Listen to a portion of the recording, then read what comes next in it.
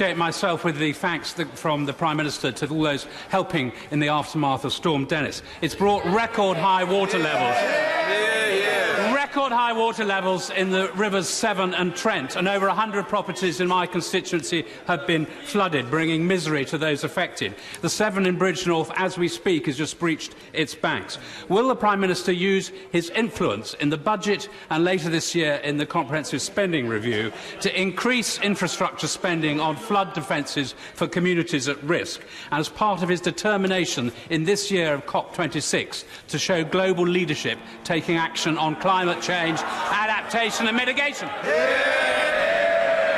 Indeed I can, Mr Speaker. I thank my right honourable friend. I can say that we have been ensuring that the Ministry of Housing, Communities and Local Government is able to extend the Bellwin scheme where appropriate, and I can also tell my right honourable friends that, of course, we are investing massively in flood defences. £2.6 billion has already gone in, and as he knows, we are pledged to commit another £4 billion to defend this country against flooding.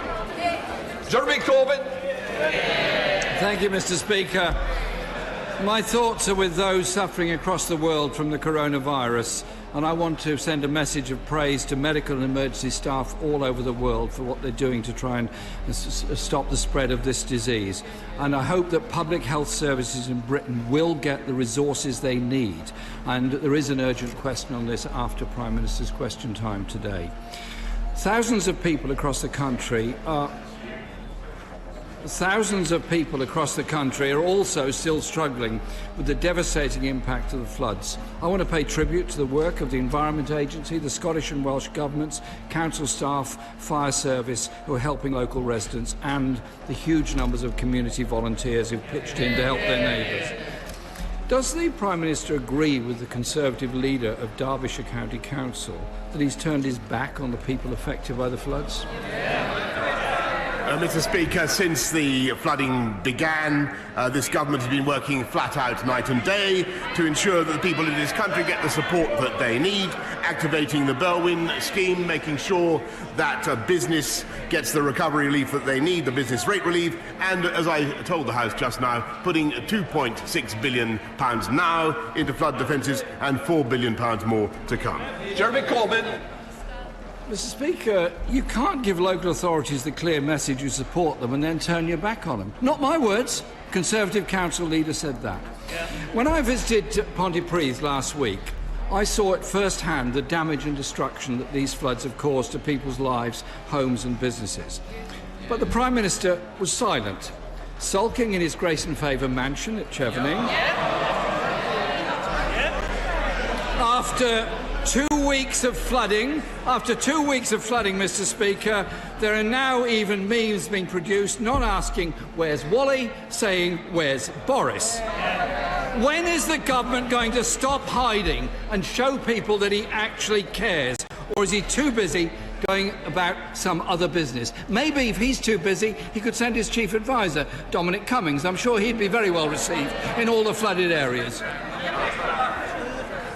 Mr Speaker, I'm very proud of the response the government has mounted over the last few days, and we convened the National Flood Response Centre on the 14th, and since that event, since the flooding began, there has been a constant stream of ministerial activity led by my right honourable friends, the Secretary of State for the Environment, the Secretary of State for Communities and Local Government, and never forget that in spite of the flooding, and no one should underestimate the anguish that flooding causes. And of course, it's an absolute shock to the households that are affected. But it is thanks to the measures that this government has put in that 200,000 households have been protected from flooding. And we don't hear that from the honourable member.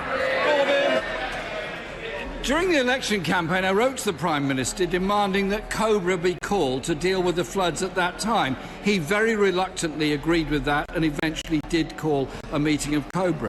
The situation now is even worse across the country than it was then.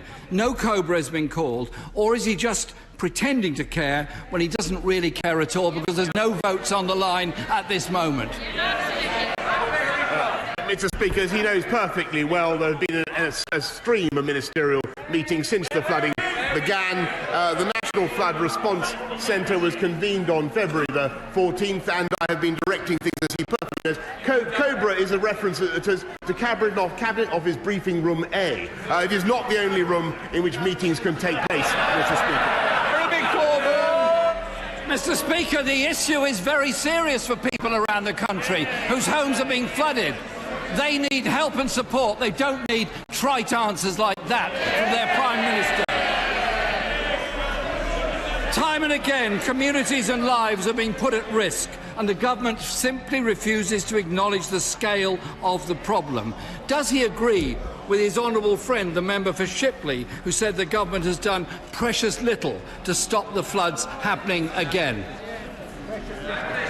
Mr. Speaker, let me repeat for the benefit of the right honourable gentleman that this government has a fantastic record of investing in flood defences and will continue to do so. And the reason we can do so, the reason we've been able to commit £2.6 billion to flood defences and we're able to pledge another £4 billion, Mr. Speaker, is because this government is running a strong and successful and robust economy which he would ruin. Jeremy Corbyn! If that is the case, Mr. Speaker, why then is the government investing less than half of the amount of money the Environment Agency of England says is necessary to improve flood defences across the country? They say £5.6 billion is needed. So far as I'm aware, the government is investing less than half of that. Many areas in the households that I've visited, and you know what, I've learnt a lot from visiting victims of floods. The Prime Minister should try it one day. They told me they can't actually afford the insurance on their homes as the costs have skyrocketed. Recent studies have shown that 20,000 homes are not protected by the government's insurance scheme, are also not protected by flood defences. That's 20,000 homes with no insurance and in danger of being flooded imminently. Isn't it time the Prime Minister found a very urgent solution to this problem? Just imagine what it's like to live in a home that's in danger of being flooded, you can't get it insured, and if you own it, you can't sell it or can't move. You are totally stuck. They are looking for the government to help them out at their time of crisis.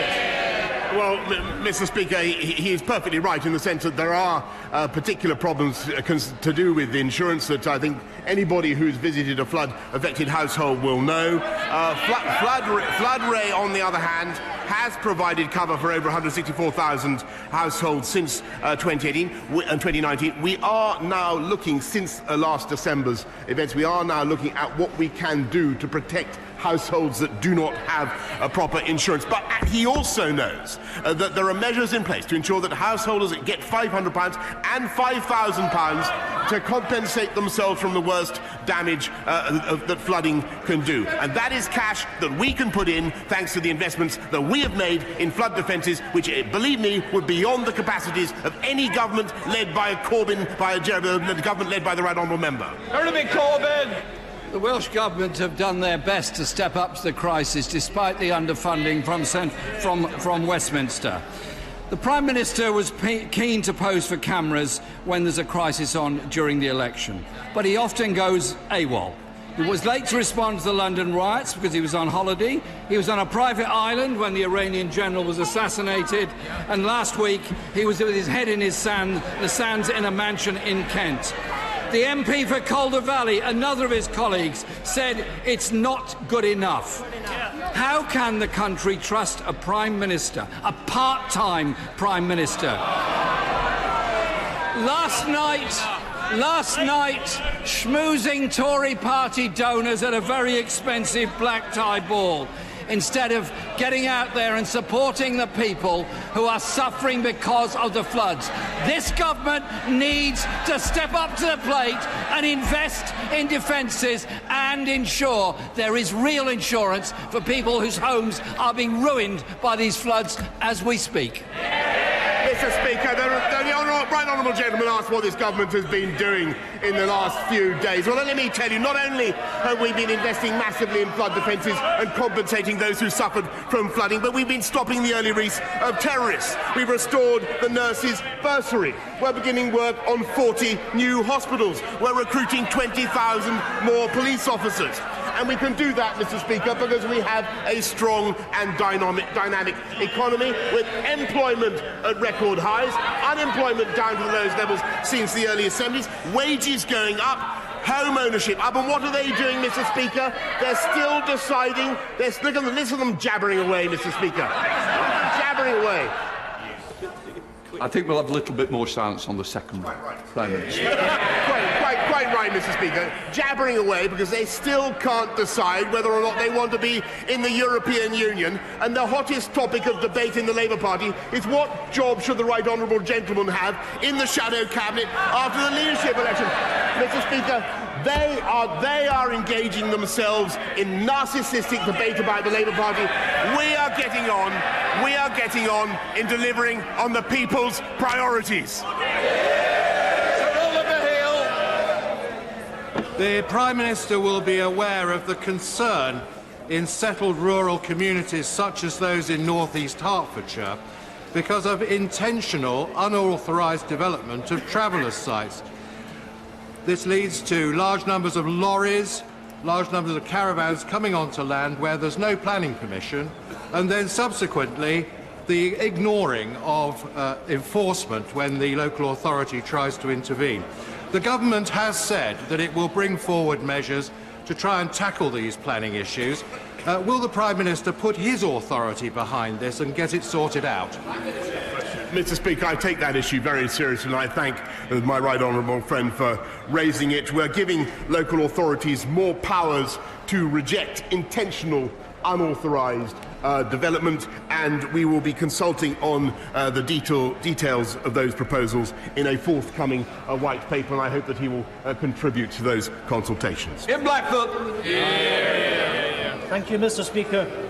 This week, we learned that 40% of small businesses in Scotland employ more than one EU national. Mr. Speaker, immigration is crucial for Scotland's economy. So it's no wonder that the Scottish Government's proposals for a Scottish visa system have been universally welcomed by businesses and charities alike. Even the Scottish Tories think it's a good idea. The Prime Minister rejected these proposals within a few short hours. Does he now admit this was a mistake? Mr. Speaker, it was not only I who rejected the proposal, but also, of course, the Migration Advisory Committee, and that is because we are bringing forward a very sensible proposal which the people of this country have long desired, whereby we take back control of our immigration system with a points-based system, and we will ensure, because the honourable gentleman has an important concerns to raise, we will ensure that everywhere in this country, all businesses, all agricultural sectors, all the fishing communities in this country will be able to access the labour and the workforce that they need under our points-based system. But what will be the height of insanity, Mr. Speaker, would be to proceed with the SNP's solution of a border at Berwick between England and Scotland. Once again, the Prime Minister shows he is utterly delusional. Let's look at the reality. Scottish Care has said that the Prime Minister's damaging immigration plans shut the door on enabling people to be cared for in their own home. The General Secretary of the GMB Union says the plans could genuinely tip businesses over the edge. Scotland's National Farmers Union have said their evidence has been disregarded by the UK government. And the Scottish Tourism Alliance say their plans will have devastating impact for Scotland's workforce. We know, Mr. Speaker, that senior figures in the UK government have said what the Scottish Parliament decides, and I quote, doesn't matter one jot. If the Prime Minister thinks the Scottish Parliament doesn't matter, the Scottish businesses matter, Prime Minister. Mr. Speaker, of course, Scottish businesses matter, and the way to do well by Scottish businesses would not be to tax them with the highest tax rates in the UK. It would be to run a sound economy in Scotland. It would be to have an educational system that doesn't leave Scottish children lagging behind through no fault of their own. Through no fault of their own. Mr. Speaker, this government will get on and deliver a working immigration system for the whole of this country. And I may say respectfully to the right honourable gentleman who shouts at me from a sedentary position that once again he would be better off getting on with delivering for the people of Scotland, rather than continuing with his ceaseless and vain quest to break up the United Kingdom, because he will not succeed. Laura Trott. Is delivering for the people. So I'm sure the Prime Minister shares my concerns about the delay in the delivery of the Maidstone East line, which runs through my constituency and others. Will the Prime Minister intervene to ensure there are no further delays in this vital railway line? Mr. Speaker, I thank my honourable friend for rightly raising the issue of rail connections with Maidstone East and the City, and I can tell her that in addition to the 48 billion that we are putting into the railways, my right honourable friend, the Secretary of Transport, has just indicated to me that those connections are his highest priority. Docker to use. Thank you, Mr. Speaker. Graham was born with cerebral palsy, unable to talk, walk or feed himself. He brought joy and love to all who knew him. And last week, one of the Prime Minister's advisers resigned when a basic check of their internet history revealed that they had promoted eugenicist policies, the sort that would have ended my brother Graham Docherty's life before it began. So can I ask the Prime Minister of the United Kingdom to advise the House and every disabled person in this island why Andrew Zabiskie remained at the heart of his government and was not removed from their position immediately when their abhorrent views became apparent? Mr. Speaker, let's be absolutely clear that I certainly don't share those views, nor they're the views of anybody in this government, and that individual no longer works for the government. Second Batty.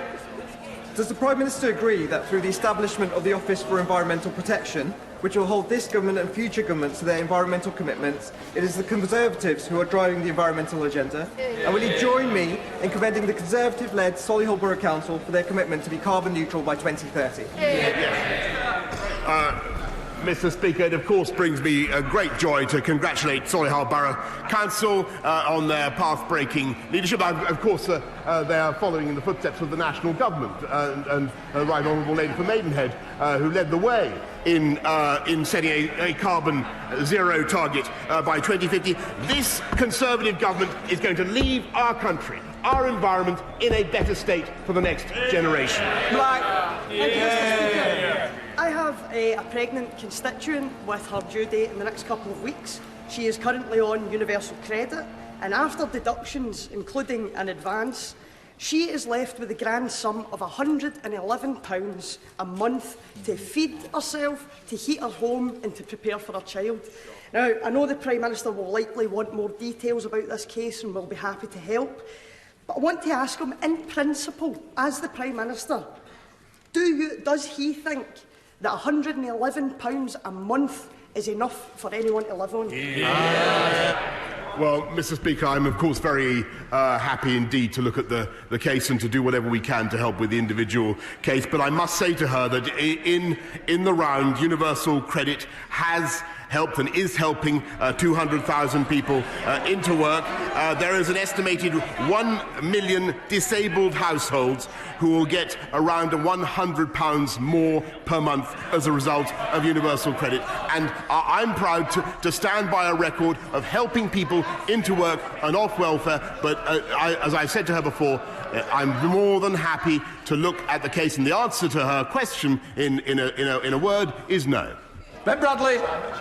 Mr. Speaker, just my right honourable friend agreed with me that the people of Mansfield, who, like many millions across the country, previously voted Labour but now put their faith in a Conservative government to deliver, are not in fact traitors, as they've been branded by members of the party opposite this week.